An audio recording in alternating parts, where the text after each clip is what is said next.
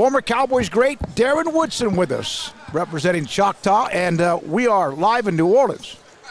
365 Sports, Paul Catalina, and also David Smoke. So I have this question. Tonight's a big night. Yeah.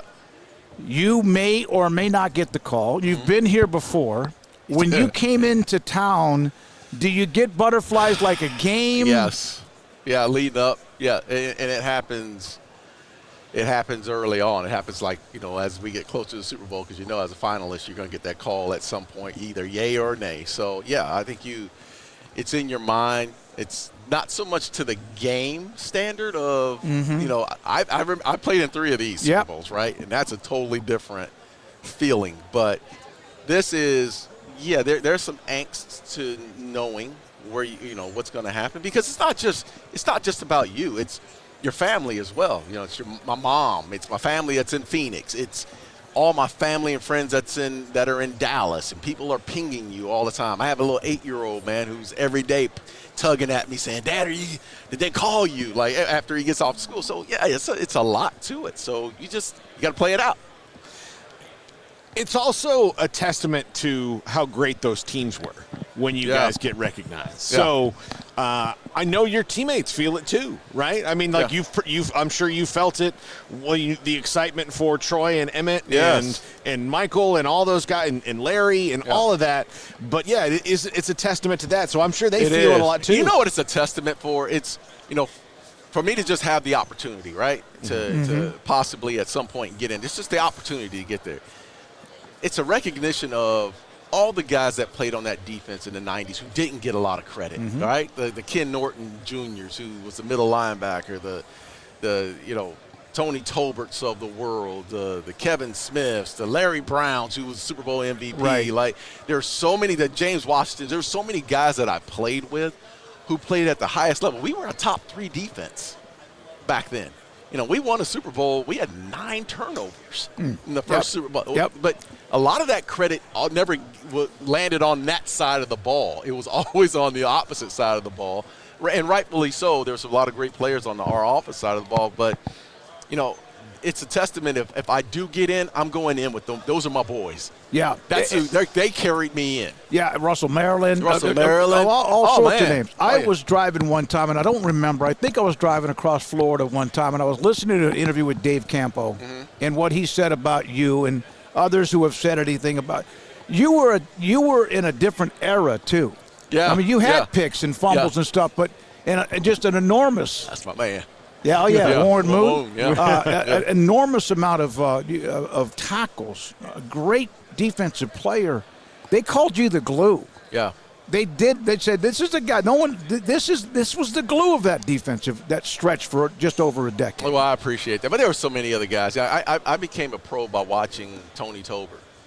I became a pro by watching Thomas Everett and James Washington and Ray Horton get ready for games. Prepare for games.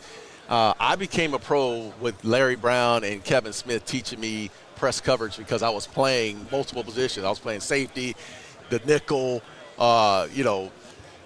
linebacker at times, and then ran down on special teams. So that's how I became a pro. So it wasn't me being the glue. It was just me playing my role within the scheme of what we were doing. And I just bought into it, man, because I just wanted to win. I mean, ultimately, I wanted to win, and that was the ultimately that was it for us. Is Pup going to the College Football Hall of Fame? He did. He went in. Yeah. I wanted to. Yeah. So, that is. I mean, I think you mentioned him and Larry.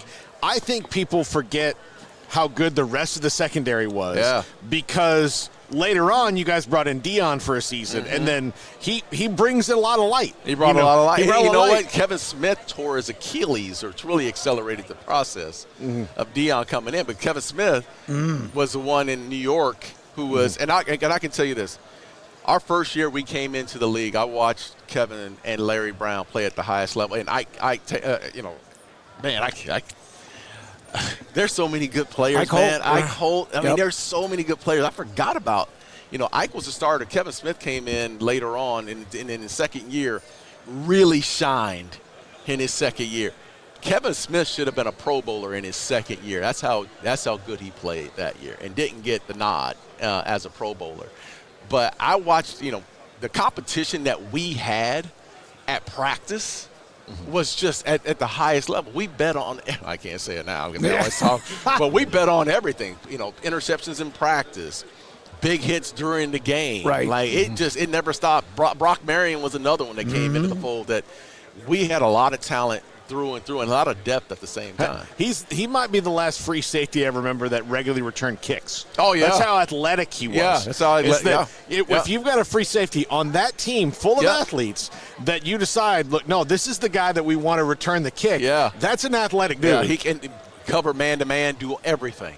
Did everything, man. We would have a motion, and if it was a wide receiver, we didn't bring a nickel all the way in all the time. If there was a wide receiver, and it was 3 wide receivers, and I was covering one, and he motioned to the other side. Let's look at Brock, and Brock would just – I'd move to the middle. He go – and that was the easiness that we could play with. And that wasn't the case my entire career, because there were times where you just couldn't look at another safety and say, hey, go get that guy. Right. I had to run across the trust sometimes. factor. Yeah, it was a trust factor. You mentioned watching others on defense and how you then became a pro, but that was a team led by the best players, correct? Oh, yeah. You always hear about Aikman, the work ethic of Troy. What was that like watching him? That's, again, every day I watched a guy who was the face of the organization show up early in the morning with his lunch box, dude. He used to walk in with his bag, and he'd be there before everyone else. And then later in the evening, his car, when you're leaving, his car is still out there. I'll tell you another one. Michael Irvin did not go home. I don't think Michael Irvin knew that he had a house. I mean, he stayed up there, and he worked his tail off in the off-season workout. So, people always say, well, during the season you got to do A, B, C, and D. The season started in our off-season was our off-season program. And the off-season program was, March? And there's no voluntary, it's voluntary mandatory. Right. You show up or you lose your job. Yep. And that's how it was. That was the mindset early in the 90s. And I think Jimmy set the tone of what the expectation was. And when you have your players, the big names, the Michael Irvins and the Troy Aikmans and the Emmitt Smiths, when they buy into it and they buy into the offseason program, you better show up. You have no choice but to show up. So that's how we won championships, because guys were on the same page. And better have a doctor's note. Yes, right. You better have a doctor's note.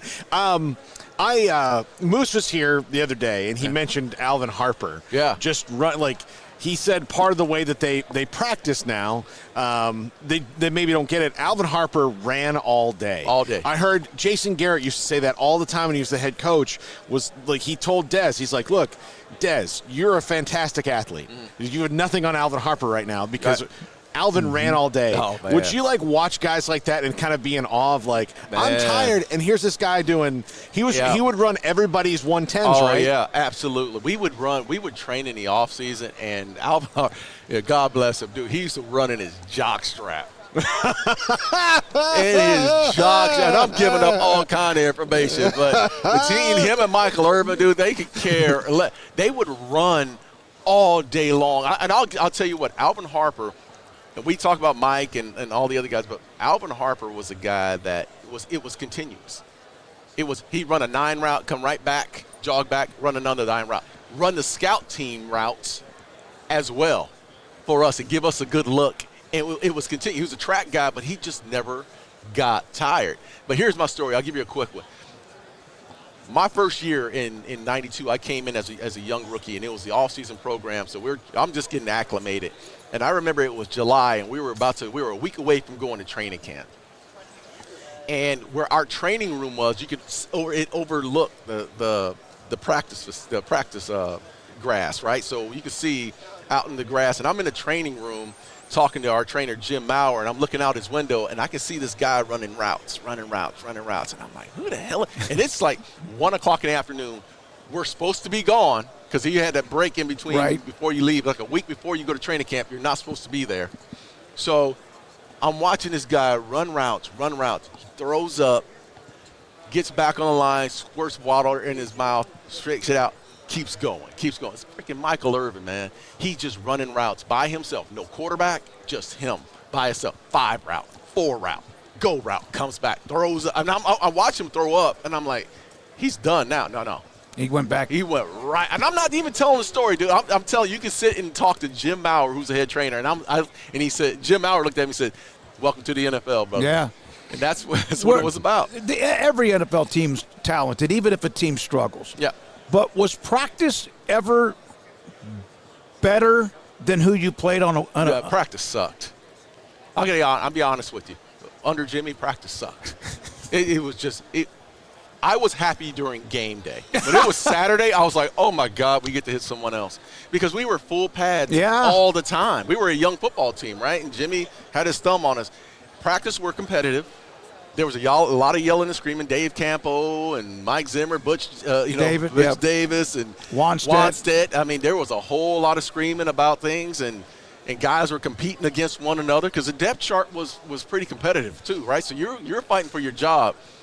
But Saturday came in, and it felt like the weight of the world fell off your shoulder. I'll tell you this: we used to play on Sunday games, and if I made a mistake in a Sunday game, Monday morning was hell. It was hell. If I made a mistake because Campbell had that clicker, and he would go over and over the mistakes and right in front of your peers. Yeah. And it was like that was the hardest thing. So practice to me was harder than anything, man. Being around the guys in that fact. It's such a weird thing to be like, oh, great, I get to cover Chris Carter now. Yeah. Like I that's love that part. Like, no, man, I don't have to watch Harper just go and go. Yeah. I think Chris Carter might get tired. Yeah. Darren, the Cowboys, it's been a long time. Yeah. It's been a very long time. The Jones family, it's such a strange thing because you can speak to this. They are driven by winning. Yes. They kind of just want to do it on a certain path. They're not as adaptable, and it's been a struggle. And I worry about Brian Schottenheimer. I don't know how good a head coach he can be if they're not going to open all the avenues to talent acquisition and building the roster that they just haven't in the last 20 years. Yeah, or so. and I think that's been the big, and it's criticism that should be imposed on this team. I mean, it's rightfully they should be rightfully criticized. They're the number one franchise in the world. The number one franchise in the world. And it's almost the same thing. Like, if you're not getting criticized, then where are you? Right. Are you relevant? Right. This organization has, regardless if they won championships or not, Jerry and the Jones family have done a great job of keeping this organization relevant. So with that comes the criticism. Why haven't you won a championship? I guarantee you, Jerry would tell you right now, I deserve the criticism. Criticism doesn't bother this organization. That's called greatness, right? You get criticized when you've done something special to have the number one franchise in the world. You've done something. So you deserve the criticism that comes along with it. This organization it starts with culture, and I think that's the one thing you hear about Schottenheimer when he came in.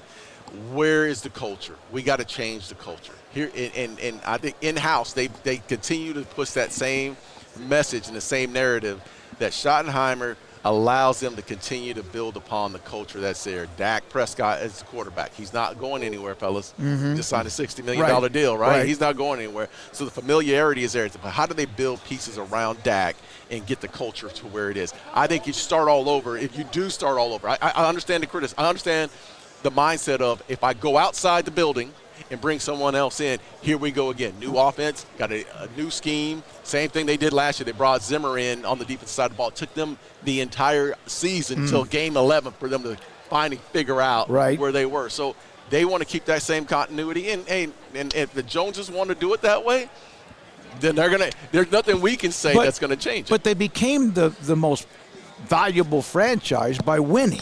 Yeah.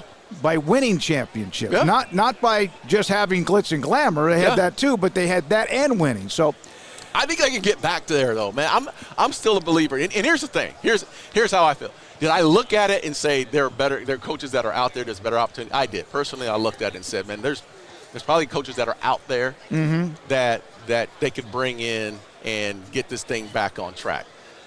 But at the same time, they made the decision to stay with Schottenheimer inside that building. So guess what? It's like any other situation. When we have a new president, or if there's an old president, to me, it's like I may not like this president, but now he's in, and now that he's in, I'm going to support him 100%. 100%. I'm an American. I'm going to support. I don't care who the president is. I'm going to support that president. And it's the same thing with the Cowboys. And I'm not saying they're on the same level here. Right. The Cowboys brought in Shoddy and basically said that he's going to be our guy. I'm going to support it 100%. Yeah, and you know what, though? Like, the thing is, the Cowboys have to do that, though, too. Yeah. The Jones have to do that, too. I think the thing is they have this very narrow view of how you acquire talent. Yes. And I think that's what's getting them. And you would like to see them be a lot more active in it's free not agency. just free agency. It's just also if you look at how the Eagles do it and how they negotiate contracts and how they're not afraid of free agents, they're not afraid of trades. The Eagles are the best at this, and Paul, they're in your damn division. Paul, you're making too much sense. You're making too much sense. You're making too much sense, brother. I don't know what to tell you. Yeah, and copy what they do. And I see it too. Like, we all see what the Eagles are doing, and you're like, man, why can't we, keep up? We're watching we watched Mr. Flutie. We're watching what the Redskins, or not the Redskins, the Commanders did last year, right? We watched them bring in like eight players from the Cowboys organization and get better. Yeah. And their coaches. Overnight. Yes. And their coaches. You are here representing Choctaw, which is amazing. Just an hour or so from Dallas and Fort Worth. Yes. The amenities, the golf course. Fantastic, man. So I've been a partner with Choctaw for 8 years, and the friendship has just been everlasting. So I take my family up to Choctaw. We drive about 55 minutes straight down 75, right across the border to Durant, Oklahoma, and I get everything I could ever want in a casino. The venue, the concert venue's spectacular. The steakhouse, the swimming pool, it's like a lagoon swimming pool that they have out there. I take the entire family out there. We have a good time, and I try to take a lot of my friends, clients, everyone up there and show them a good time. It's not, you don't have to fly to Vegas to have a good time. You just go up there, just drive down 75 and for 45 minutes, 50 minutes, and you have everything at your disposal. You are, and my last question for me is, you're a businessman. Yes. Real estate. Yes. What's more difficult, building that as a businessman or building an NFL career? Individually building an NFL career? Is that what you're saying, or just building an NFL, like, getting everybody on the same page? Either one. I think they're saying. I think a little bit of both. I've taken so much of what I've learned in the NFL. Okay, there you go. And applied it to business and relationships and partnership. It doesn't change. I think, on the real estate side, there's, you're affecting so many other people as a partner, as a business owner, because based on the fact that you're employing so many other people, and you have to win. There's a life path here, because the person that you hire has kids and a family, and you want to see them do well. And I think that, to me, is, I've transitioned in my life from football to the business world, and I love it, man. I love the competition. I love to show up every day. I love to affect people's lives.